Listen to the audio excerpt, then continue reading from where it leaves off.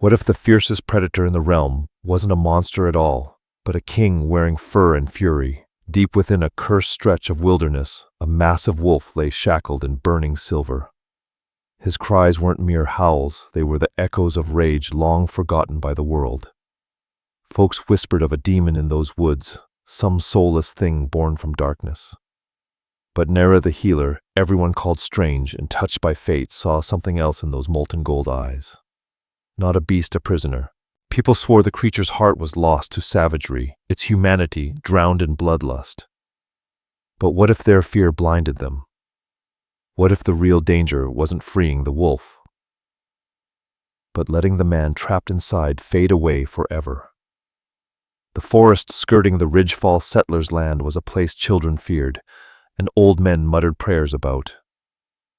They called it the Gloomwood, a maze of ancient timber and twisted pines that swallowed daylight, breathing a ghost-chill mist through the air. Parents warned kids to never stray off the worn paths, and hunters always hurried back before twilight, wrapped the trees in shadow. But to Nyra, the woods were peace, a quiet refuge where the world's judgment couldn't reach. She'd always been different among the Ridgefall settlers, a contradiction in a town that worshipped uniformity. Her little cabin sat right at the forest's edge, where most saw only danger and whispered curses. Nyra saw sacred ground. She was the healer of the settlement, carrying her grandmother's calling along with those unsettling pale blue eyes and a strange empathy for every living thing. It unsettled the church-going folk who came crawling for her medicines, yet whispered behind her back. They muttered she was moon-touched, that she spoke with forces best left sleeping. And maybe they were right, because that bond to the wild, that eerie intuition, was what led her to him. For weeks a sound had haunted the edge of Nyra's hearing, a low and wounded rumble, more sorrow than fury. It wasn't wolf nor bear nor anything natural. It was older Rawer aching with ancient suffering that tugged at something buried deep in her chest. The townspeople brushed it off as wind scraping the mountain stones. But Nyra knew better. It wasn't nature, it was someone calling. One sharp autumn afternoon, basket of late-season herbs on her arm, she followed the pull. It drew her farther into the Gloomwood than she had ever dared go, past moss-covered stones, like forgotten grave markers, and streams running dark as ink. The air chilled thick with pine-sap damp soil, and something metallic and untamed. The growls grew louder, broken and furious, sending goosebumps racing up her arms. She found the place hidden in a hollow, tucked beneath hanging ivy. A cave yawned there, rugged and cold, like a wound torn open in the earth. From inside came the rattle of chains, then a roar so thunderous it shook through her worn leather boots. Instinct screamed at her to turn back. Any sane person would have run. But Nyra, heart pounding, breath tight, pushed aside the vines and stepped into the shadows. The cavern's air was thick with blood, fur, and raw despair. A thin shaft of light from a crack overhead revealed a nightmare made flesh. A wolf, but nothing like nature intended. Huge power carved into every line of its midnight fur, large enough to crush a stallion beneath its weight. And the eyes blazing gold, intelligent, furious, alive. Chains bound him, brutal iron and silver etched with strange runes. Heavy links wrapped around his massive neck, and each powerful limb driven into the stone floor with iron stakes like a prison built for a fallen god. Silver burned wherever it touched his skin, searing, flesh, smoke, coiling off wounds that refused to heal. Nyra froze, blood turning to ice. This was the legend, the cursed beast, the thing everyone feared. Yet all she saw was torment and a king trapped in a cage of pain. But it was the metal itself that froze Nyra's blood. Silver. That cursed shine clung to every shackle, cold, sickly, poisonous. Where it touched the creature's skin, thick fur had burned away, leaving raw flesh and blistering wounds that smoked faintly, like the wolf's very spirit was being scorched out of him. He thrashed, muscles rippling with brutal power, every movement dragging agony across his skin as the silver bit deep. His massive head, built to crush bone like dry branches, jerked back in a silent scream, steeped in torment. He hadn't noticed her yet. Nyra stood rooted in the shadows, her heartbeat slamming against her ribs like it wanted to escape her chest. This was the voice that haunted the woods. This was the nightmare whispered by Ridgefall settlers to frighten children. A demon in fur, they said. But this wasn't a tale. It was breathing, suffering, Bill. Pity hit her so hard she swayed sharp, dizzying, almost painful. His torment felt like a brand against her nerves. The burn of silver, the crushing chains, the helpless fury, it vibrated through her like she was bound beside him. Beneath the savage danger rolling off him like wildfire, she felt something deeper, a pride beaten, but not broken, a spirit refusing to die. Her boot scraped a loose pebble. The tiny sound cracked through the cave like thunder. The wolf snapped toward her, molten gold eyes flaring with lethal rage. A growl rolled from his chest, low and murderous, promising she would die screaming if he could reach her. He lunged, muscles bunching, but the chains jerked him back cruelly. A strangled yelp tore from him as the silver burned deeper. He staggered, panting, the stench of scorched flesh thick in the air. Nyra didn't run. Fear coiled cold in her stomach, but compassion blazed hotter. She held his stare, refusing to flinch. Slowly she lowered her basket and lifted her empty hands, palms open. A universal peace offering, ancient as instinct. "I won't hurt you," she breathed, voice shaking like a whisper caught in a winter wind. The wolf froze, his head tilted, calculating, furious, yet confused. The growl softened to a trembling rumble. He studied her nostrils flaring, reading her scent, searching for threat. She carried no steel, no fear-driven malice. Only herb, soil, and something strange, something that eased the edges of his suffering. She stepped forward. He growled again, sharper, a warning. She stopped. They stared at one another. A silent battle of will and instinct, the bound king and the girl everyone claimed the moon had touched. Nyra felt the truth settle heavy in her bones. This was no ordinary beast, and standing in the cavern with him, the weight of his agony pressing into her soul, she chose. Not because it was safe, not because it was wise, but because something inside her refused to leave him chained to torment. She would not abandon him. The days after carved themselves into a dangerous secret rhythm. Nyra told no one of the cave or the captive burning in silver. The Ridgefall settlers would see only terror, a creature from their darkest warnings. They would march with pitchforks and fear, and they would make his suffering worse. So she held her secret tight, a reckless ember burning in her chest. Each evening, as dusk crept over the treetops, she slipped from her cabin and trekked into the Gloomwood. The first visits were a fragile dance trust built one careful breath at a time, boundaries drawn in growls and silence, and a healer's stubborn courage in the face of a king in chains. The wolf knew him.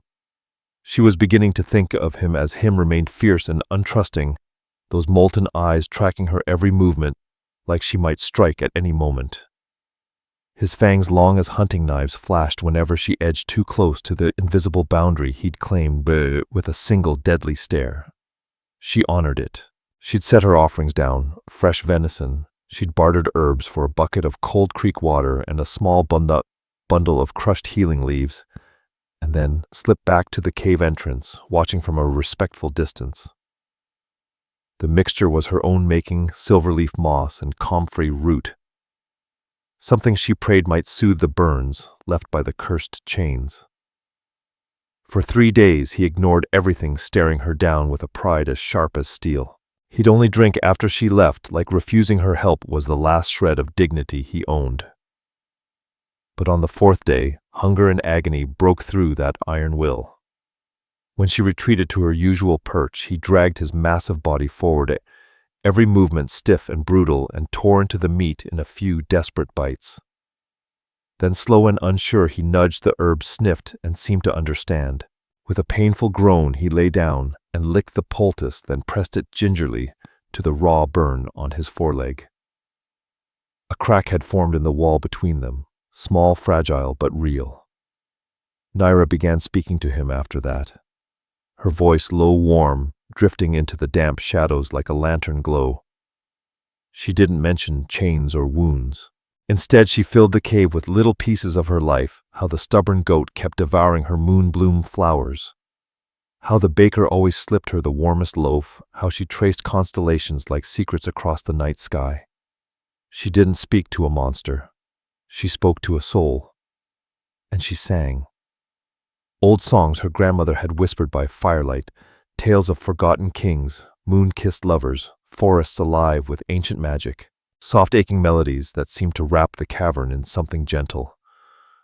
With each verse she watched him shift. Tension eased from his muscles, the wild fire in his gaze dimming to a weary ache. Sometimes he'd rest his massive head on his paws, eyes fluttering, closed, a soft whine slipping out like a pain too heavy to hold alone. Then came the storm. Thunder shook the mountains and rain hammered the earth like fists. Nyra thought about staying home, but the image of him alone, terrified, chained, under a sky that raged like the world hated him, drove her out into the night. Cloaked in oilskin, soaked to the bone, she fought her way to him.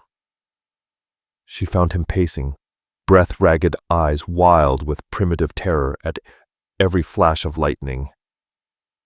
Each crack of thunder tore another roar from him as he thrashed silver, ripping deeper into his flesh. Ignoring the snarl that ripped from his throat, Nyra walked forward, slow, steady, stepping past the boundary she had never dared cross. Drenched, shaking hair plastered to her skin, she held his gaze like it was the only solid thing in the storm. "It's all right," she called over the thunder voice, steady despite the tremor in her bones. "It's just the sky. It can't touch you here. You're safe." He halted, huge body, quivering golden eyes locked on her. Conflicted, torn between instinct and need, between fury and the aching desire not to face the storm alone. She stopped just out of reach, breath misting in the cold air, waiting, trusting, hoping. She hadn't brought food or healing paste tonight. The storm had made gathering anything impossible. All she carried with her was herself, her presence, her resolve. Nyra lowered herself onto the cold, wet stone floor, hugged her knees close, and began to sing. It was a lullaby from childhood, soft and steady, a hymn about the moon guarding the wilderness until dawn returned. Her voice cut through the storm like a warm lantern glow, weaving a fragile peace in the chaos. The wolf went still. He lowered himself too, body facing hers, never breaking eye contact. The trembling slowed. Outside, thunder tore the sky apart, rain hammered the earth. Lightning clawed at the heavens. Yet inside this dim cavern, a quiet, impossible calm settled between them. When dawn finally broke and pale light pierced the cave, Nyra jolted awake. She must have drifted off, cheek resting on her knees. She lifted her head and froze. He had moved in the night. As close as the chains allowed, his massive frame lay beside her, a living wall of warmth against the cold stone. His head rested on his paws, and those golden eyes studied her not with fury or distrust, but with a deep, raw gratitude that stole her breath. Tentative, like testing the edge of a miracle, he inched forward. His nose, cool, damp, gentle, nudged her hand. Such a small touch, yet it was an earthquake. A bolt of white-hot sensation shot through her arm. Images, emotions, memories that weren't hers exploded across her mind. A golden throne hall bathed in torchlight. Pine-scented air, thick with authority and raw power. The iron bite of betrayal on the tongue. A smirking face, beautiful and ruthless. Pain-ripping, burning Malrek's curse sinking claws into a king's soul. Chains. Endless darkness. Silver fire eating flesh. A scream that had never been allowed to leave his throat. Then it was gone, leaving her breathless heart slamming like a drum, gone wild. She stared at him. He stared back, shock burning in those eyes. He hadn't just nudged her hand. He had touched her mind.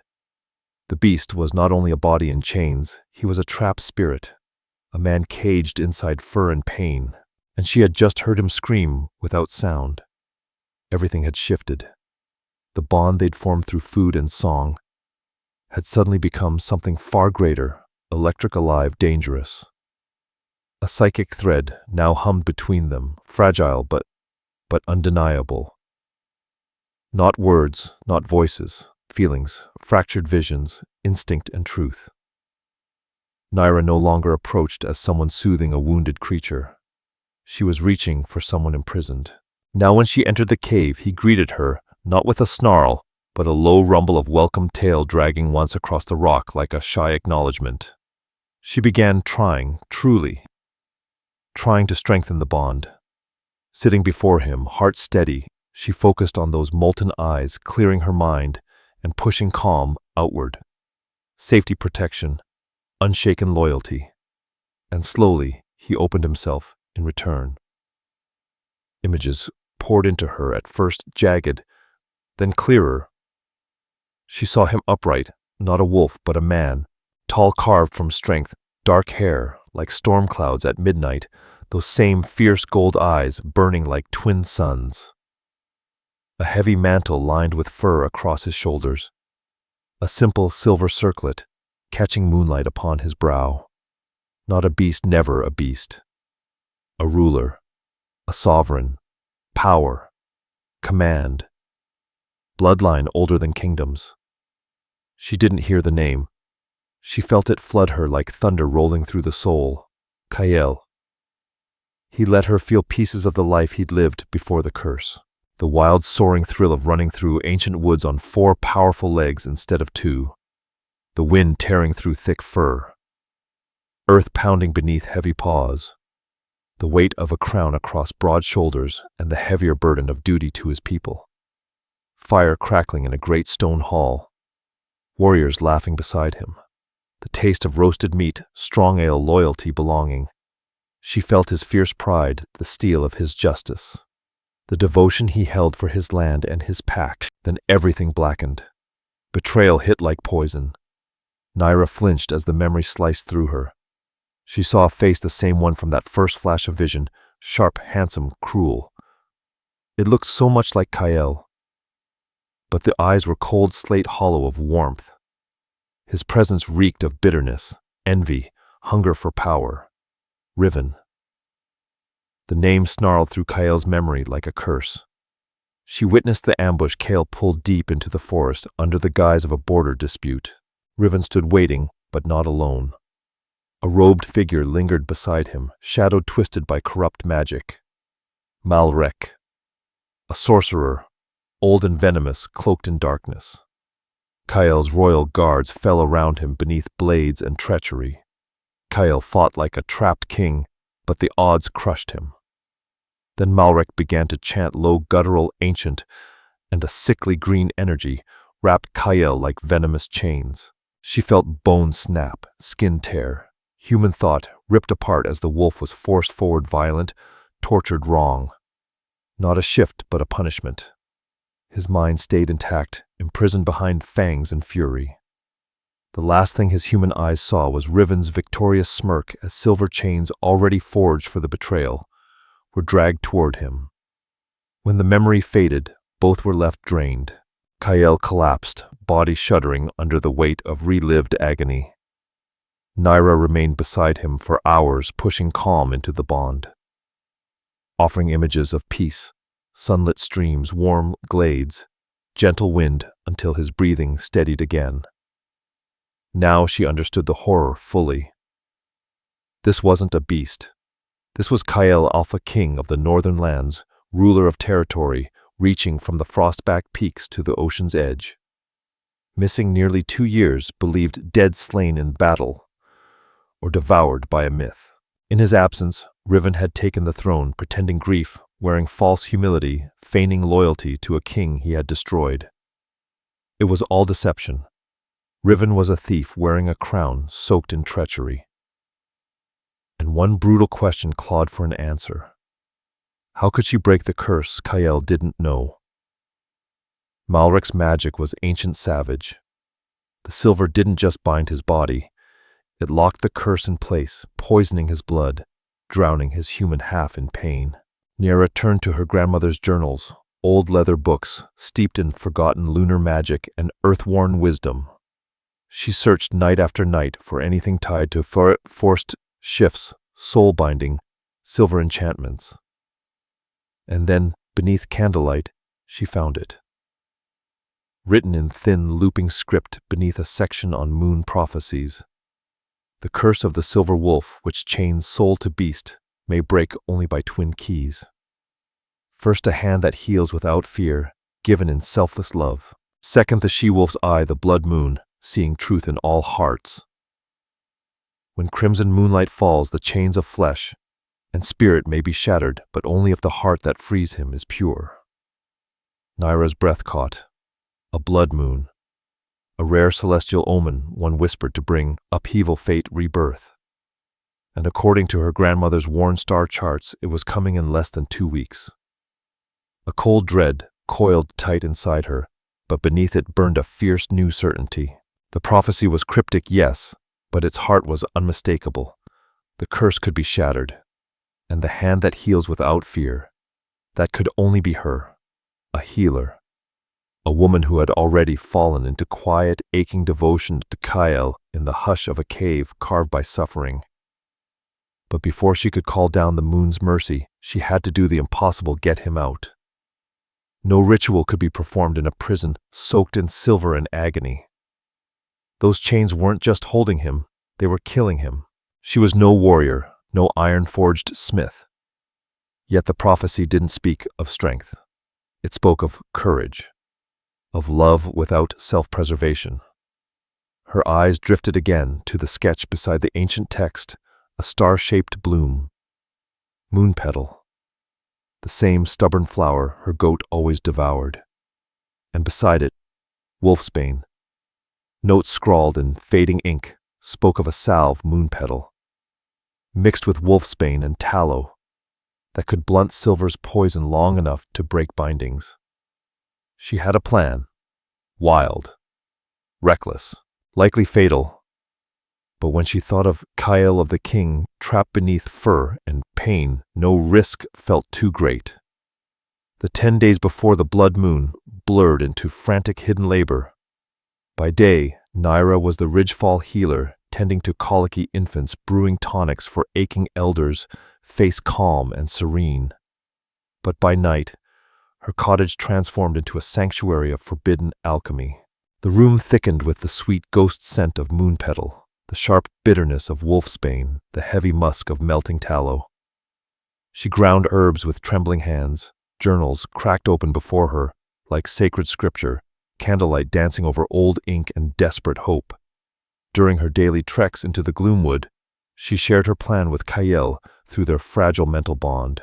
She sent pictures herself, the file she'd stolen from the blacksmith's shed, the pry bar swiped from a farmer's forgotten barn. He understood, and his mind trembled between fragile hope and bone-deep terror.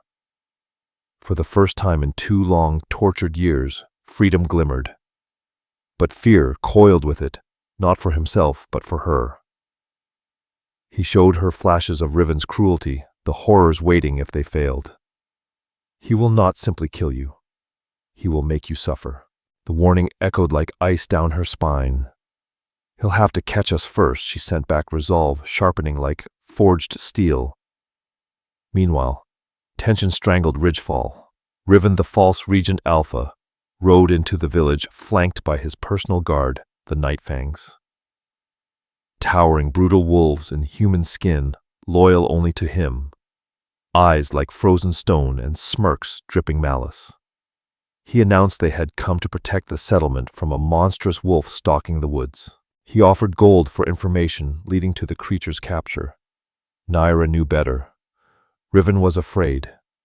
Either Malrek felt the curse fraying, or whispers of Nyra's constant forest trips had reached the wrong ears. And now predators prowled in the open.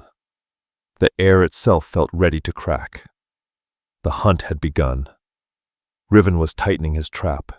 His warriors swept the tree line like wolves scenting blood, their presence heavy as a storm waiting to break. The night before, the blood moon came, starless and suffocating clouds smothering every glimmer of light. Perfect darkness for danger and destiny.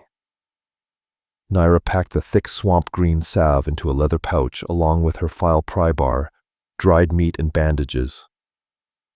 Her pulse hammered against her ribs like it was begging to escape. As she slipped from her cabin and melted into the shadows of the Gloomwood. She moved like fog vanishing between roots and stone, every instinct sharpened. Twice she dropped flat into ferns, holding her breath as two night fangs stalked past, so close she smelled sweat steel and blood, soaking their armor. When she reached the cave, Kael was already coiled with tension. The fur along his spine stood like bristled wire. He felt her fear and the hunters closing in. "They are near," his thought rumbled. "I know. We don't have time," she answered silently. Voice strained as she pulled out the salve. She approached, fingers trembling. "This is going to be cold," she whispered, mostly for herself. She scooped a thick smear of the foul-smelling paste and moved toward the silver at his throat. The metal vibrated like it recognized the threat. Nyra drew a breath, then pressed it on. A violent hiss ripped through the air, like quenching steel, acrid smoke curling upward. The silver's sickly glow guttered out, turning dead gray. Kael flinched once, but held absolutely still, trust blazing in his golden eyes. She coated every cursed inch collar cuffs, chain links, until the oppressive aura poisoning the cave evaporated. Kael inhaled deep, staggering alive. It was the first breath in 2 years not choked by silver. His muscles trembled, power sparking back into his gaze. Then the real trial began. Nyra took the file and attacked the chain at his collar. The metal-on-metal screech felt like thunder in the silence. Every stroke stabbed cold fear into her spine. Surely the patrols could hear. Kael pressed himself to the rock wall, trying to smother the sound ears, straining for footsteps, breath held like a predator coiled to strike. Time crawled. Her arms shook, fingers splitting raw. And then snap.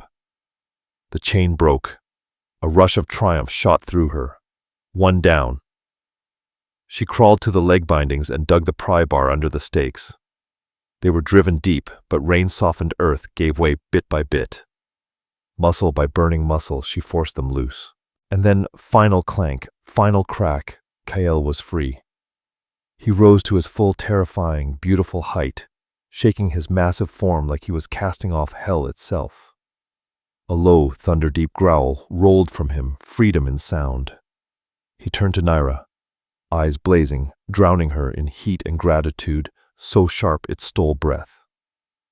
He nudged her softly, reverent, a thank you, deeper than language. But victory lasted only a heartbeat. A sharp command blasted from outside. "In here, strong scent. Move." They had been found. Kael's voice boomed in her mind, a mental roar. He shoved her toward a narrow fissure at the back of the cavern.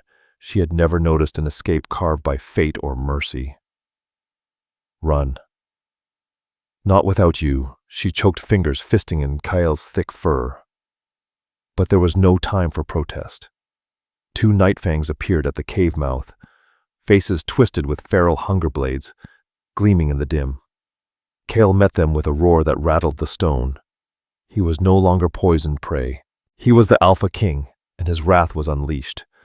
He moved like midnight wind, raw power, and killing grace. The first warrior didn't even shout before Kael's jaws clamped around his sword arm bone and steel, crunching like brittle twigs. The second lunged, but Kael was already gone from that spot. He slammed into him, full force, sending him crashing against the cave wall with a sickening crack. Silence. Bodies. Blood steaming on cold stone. But more boots thundered outside. Voices, snarls, steel striking earth. Kael shoved Nyra toward the fissure again, harsher this time. "Run, Nyra. I'll hold them." Tears blurred her vision. Terror and fury burning like fire in her chest.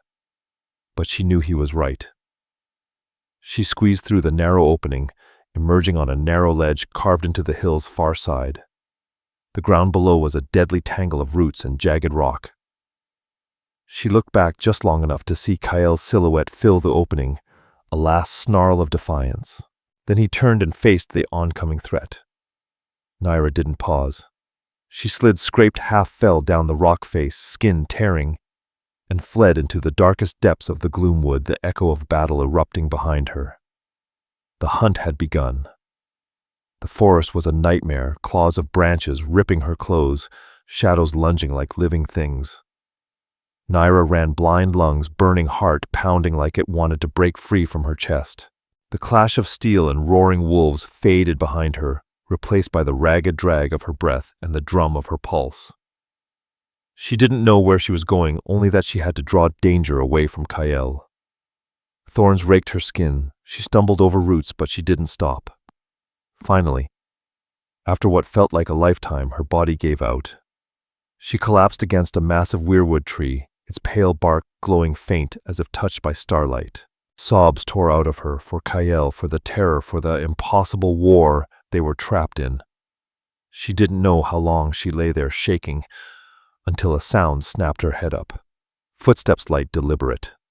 An old man stepped from the shadows. His face was a map of years, eyes shockingly bright blue. He leaned on a hawthorn staff, robes simple and earth-stained, like a hermit born of moss and wind.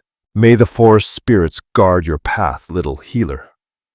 He rasped voice, like dry leaves, gathering in autumn wind.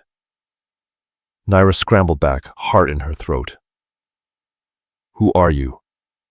"A friend," he answered, gaze gentle. "Eldon, keeper of the old ways, I have waited for you." Before she could speak, branches parted, and Kael emerged behind him. "Kael," she cried, voice breaking. He was battered, streaked with blood, but alive.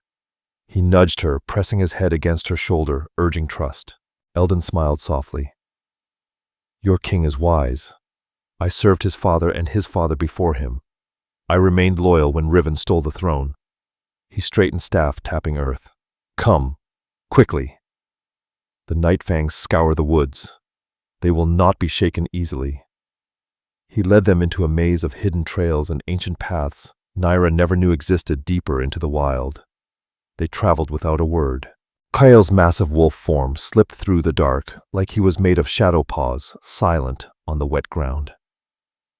By the time the first streaks of dawn brushed the sky in ash-rose light, they reached a ruin swallowed by the forest, crumbling stone-tangled ivy, moss grown thick like nature, reclaiming forgotten bloodshed. Eldon shoved open a vine-draped door, revealing a descending tunnel. Warm air met them, scented with smoke, herbs, and earth, a hidden refuge. Inside the round chamber was simple but safe: a cot, a sturdy table, shelves carved into stone, stuffed with brittle scrolls and worn books. Two figures waited: a battle-hardened woman with a scar carved down her cheek, and a sharp-eyed young man barely beyond boyhood.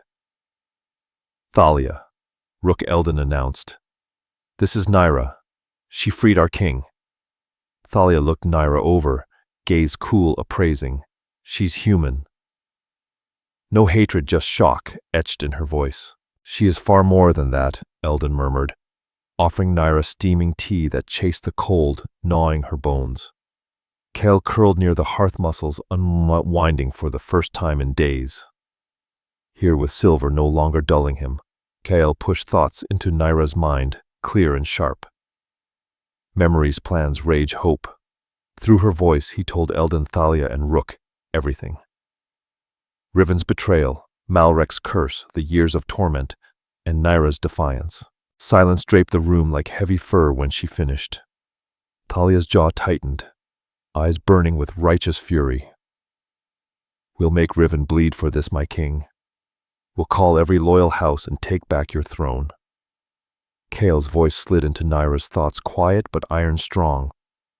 "That path ends in civil war. Too many will fall. There is another way." His message flowed through her. "The curse breaks tonight under the blood moon. Once I stand in human form again, my birthright will be undeniable. The pack will rise for their true alpha." Nyra spoke of the prophecy in her grandmother's journal. Eldon's eyes widened. He strode to a locked chest, retrieved an ancient scroll, and unfurled it reverently. The script matched her grandmother's, elegant, ancient, powerful. This comes from the first law, Eldon whispered, voice echoing with history. It chronicles the founding of our kind, and foretells the Alpha King's destined mate. He pointed to the text. When darkness rules and a false king ascends, the true Alpha shall be restored by the moon's last daughter, healer of sacred blood. Her compassion will break his chains, and only together shall the kingdom rise whole once more. He lifted his gaze to Nyra, not seeing a village healer, but something ancient, fated, fierce. Child, your grandmother was the final high priestess guardian of our kind. Her power flows in your veins. It is why you alone heard your king's silent cry. Her legacy lives in you. It explained why her healing touch burned away Silver's corruption when nothing else could. She wasn't some fragile outsider, tangled in their world by accident. Nyra was woven into its fate. She wasn't just Nyra, the strange girl on the ridge, whispered about by Ridgefall settlers, the moon-touched outcast who lived with the trees. She was written into prophecy. Everything she'd ever felt, the forest breathing with her herbs calling to her fingers, the aching empathy that made her different. None of it was madness or misfortune. It was inheritance, power, purpose. Her head swayed dizzy with truth. A moon-blessed bloodline. A priestess born, fated mate to the rightful Alpha King, now resting by the fire in wolf form, waiting for the night that would change everything. The weight was immense. A crown, invisible yet crushing. Kael felt her unraveling. He rose and pressed his massive head into her lap, a rumble rolling from his chest that poured into her veins like sunlight through winter frost. Steady faith, fierce protection, a love carved into bone. The same feeling she'd known in the cave when his paw had brushed her hand, only now it hit harder, brighter, unstoppable. It felt like finding home after a lifetime of wandering. You are my queen, Nyra. You always were. His thought cut through, doubt like a blade. When she met those molten gold eyes, she didn't just see a king, she saw her other half, her fire, her fate. Destiny no longer crushed her. It called her, and she would meet it beside him. Dusk bled across the sky, bruised purple and heavy with prophecy. Then it rose, the blood moon, enormous, bleeding red across the clouds like the sky itself had been cut open. The time has come, Eldon said, voice low and solemn. We go to the ancient altar. Ley lines converge there. The curse can break only on sacred ground. The hill was bare, crowned with towering stone monoliths older than kingdoms. Holy ground, neutral land. Tonight, anything but safe. Riven will be waiting, Thalia muttered, hand on the hilt of her blade. The moon's power is obvious. He'll expect us. He'll expect an army, Rook added, checking the feathers of his arrows. He won't expect 4. And he'll drag Malric with him. Kel growled through Nyra's mind, ice-cold fury pulsing each word. That sorcerer is the true poison. Then we don't give them the battle they want, Nyra said before she realized she'd spoken, but the resolve ringing in her own voice startled no one. Her lineage had settled into her bones, no longer fear but fire. This isn't one with steel. It's one with power and focus. Thalia Rook stalled them. I just need time. The warriors exchanged one brief, solemn nod. They climbed under the bleeding moonlight toward stone giants humming with ancient magic. Power thrummed under Nyra's skin, wild and alive, answering her blood like the earth recognized its priestess. And just as they expected, they were not alone.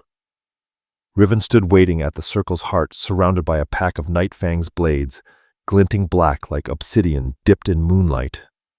He was striking sleek strength, commanding presence, but warped inside, beauty twisted by hunger for power. A king by force, never by right. Beside him loomed the hooded sorcerer, his face swallowed in shadow, beneath that deep cowl. So the lost mutt crawls back, Riven drawled, smug venom coating every word as Kael padded into the clearing. And he brings a human plaything, touching. His gaze cut to Nyra, cold iron shifting as recognition struck. The smirk faltered. The healer. not prey threat. I should have silenced you myself. Your rule ends tonight, Nyra called, voice carrying power she never knew she owned. Riven barked a laugh, jagged and cruel. My reign is only beginning. With the blood of a true alpha and a moon-blessed priestess spilled on this altar, I will rise beyond kings. His hands sliced the air. Kill the rest. Bring me the girl and the wolf. Nightfang surged forward. Thalia met them like a storm, steel flashing silver under the blood-red sky. Rook's arrows cut through the dark swift, true deadly.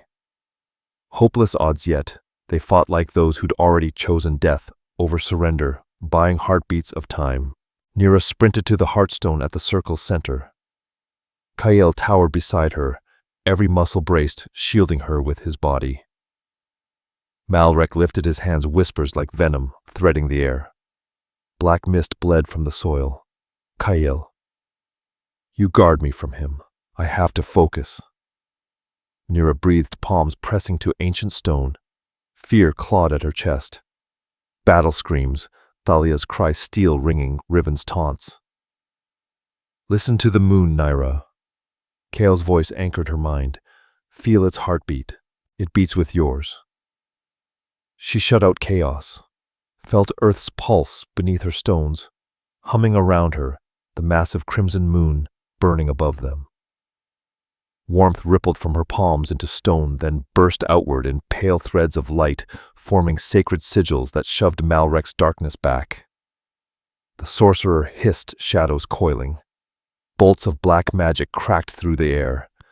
Kael deflected, snarling fur smoking where corruption grazed him. He couldn't strike back, not without leaving her open to Riven's blade. Your beast won't shield you forever, little priestess. Riven sneered, sliding free a wicked silver dagger and stalking closer. Nyra opened her eyes. The ritual was not just hers, it was theirs. The first is a hand that heals without fear, offered in selfless love. Their bond, their truth. She tore her hands from the stone, turned to Kael, staggering but unbroken, and pressed her palms to his blood-soaked flank. I'm not afraid, she whispered, power and devotion, burning through every word.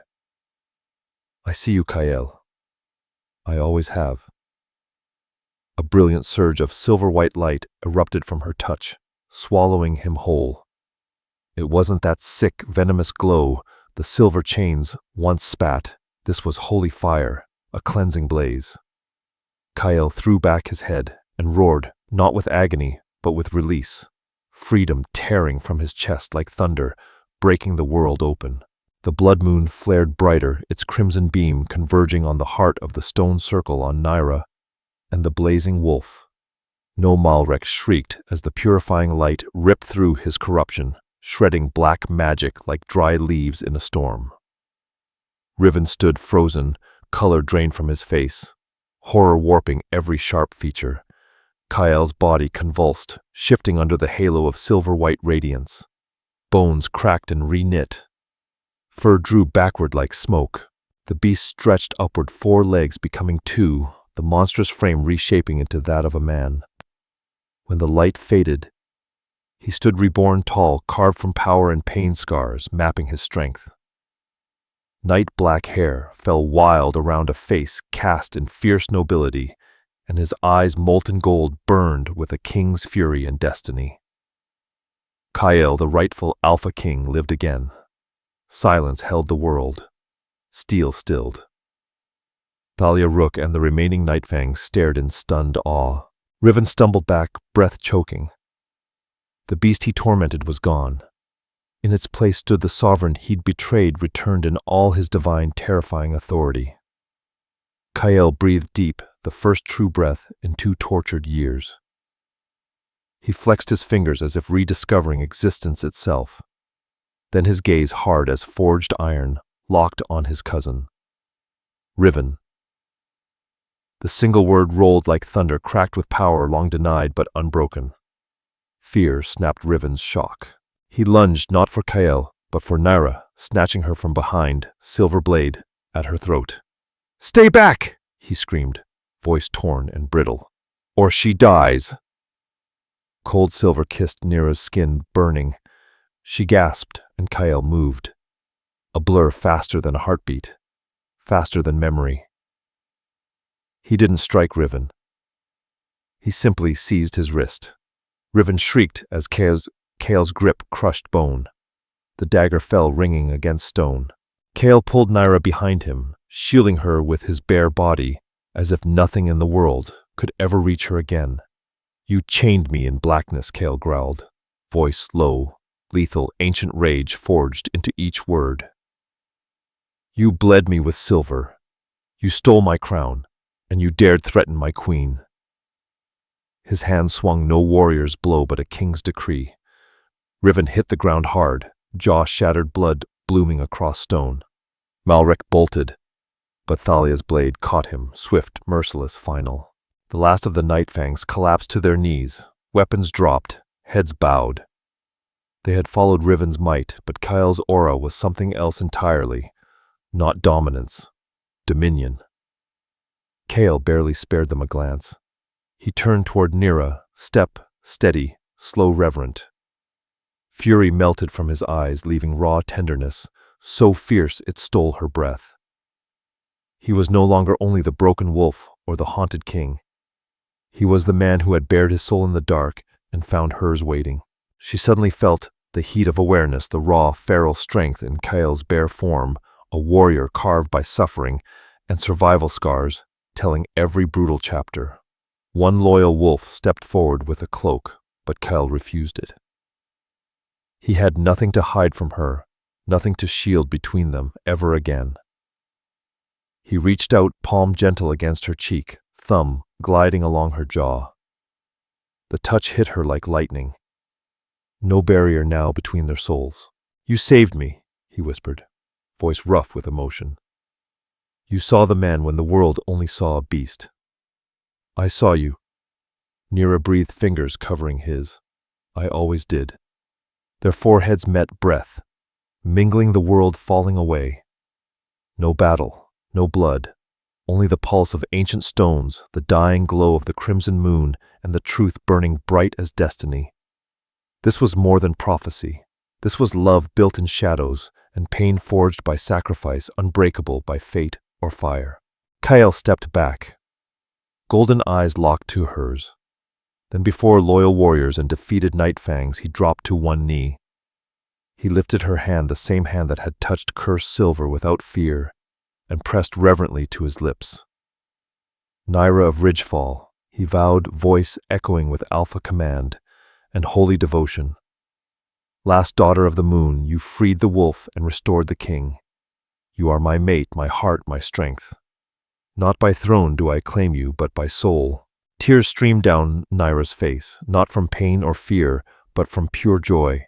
Cast out, misunderstood, the girl whispered about, in shadows now claimed, not because of destiny, but because she chose compassion when others chose fear.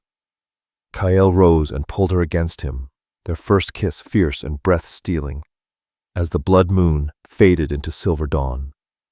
A kingdom reborn, not by claws or terror, but by a bond deeper than prophecy, a love stronger than curses. Together they would heal the land. Together they would rule, a king forged by agony, a queen crowned by empathy. And so the wolf and the healer began a reign written in the stars, proof that true power is not in crowns or fear, but in loving what others fear to face. Kael and Nyra's tale reminds us, one act of kindness can overturn fate. One soul seeing another can rebuild a kingdom. They didn't just break a curse, they built a legacy the world would never forget. What moment struck your heart the most in Nyra and Kael's journey? Drop it in the comments. If this story moved you, hit like, share it with someone who loves a fierce fantasy romance, and subscribe for more tales where love doesn't bend, it conquers.